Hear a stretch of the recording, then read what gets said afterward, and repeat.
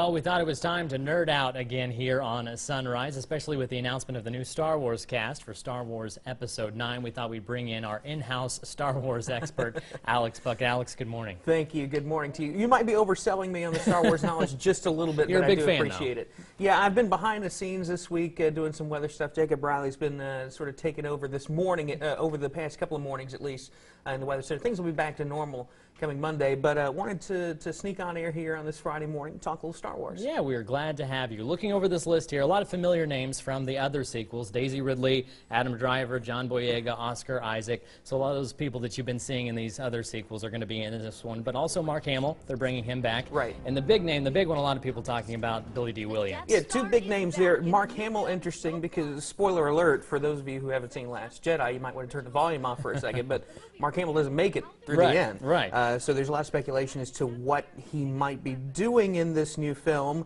A lot of speculation he might be a Force ghost, right? But they could certainly do a flashback as well. So we'll see what his role is. There are a lot of options there, and that's kind of what they did with Obi-Wan and Yoda in those originals. They were able to bring them back using sort of that Jedi ghost image, whatever you want to call it. Right, and I think that's sort of the leading contender for what they might do with Mark Hamill.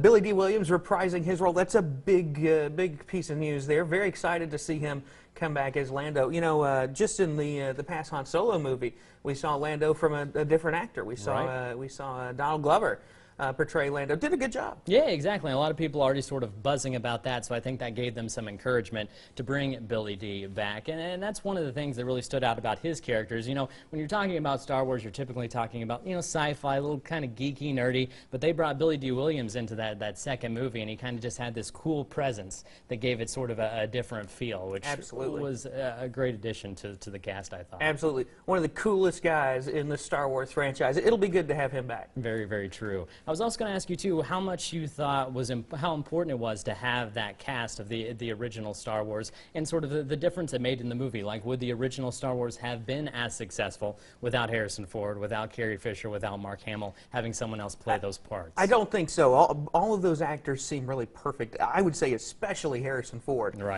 for Han Solo. It's just amazing casting. And, you know, what's interesting with these newer films is it's sort of been a handoff, a passing of the torch. And for Mark Hamill, Harrison Ford, and Carrie Fisher, the idea was for each of these three films to sort of be a handoff in their own way.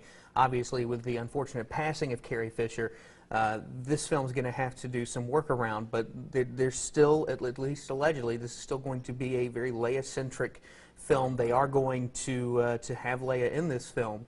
And use footage of Carrie Fisher they already had. Right, which is going to be sort of groundbreaking, I would say, in the film world. But they already had this story sort of outlined before her passing. And when they started making it, started bringing back the sequels in general, they sort of had, I think, this plan of how they were thinking it would go. Yeah, and J.J. Abrams, who directed the first film, had a lot of this footage, and he's thankfully directing this film, so he's going to be able to use some of that footage they didn't use of Carrie Fisher and hopefully make this work, but it's certainly a challenge for him. Excited to see all of the new cast coming back. You know, they've done a very good job, I think, so we'll see how this last film works out. Right, exactly. They've used a lot of good actors. Oscar, you know, Isaac that you see there, and Adam Driver, both sort of renowned, really dramatic actors that they brought in, so some high quality. Really quickly, I was going to ask you, too, what do you think the future of Star Wars looks like? After they finish these three sequels, do you think they'll continue? What do you think it's going to look like? Well, Disney spent a lot of money to acquire Star Wars, so this will not be the last set of films by any stretch. They might try to go back to the one-offs, or we might see another trilogy of works. As it continues to make that money, I'm sure they're going to keep popping them out. Absolutely. Alex, we appreciate you chiming in, buddy. Thanks. Thanks for having me.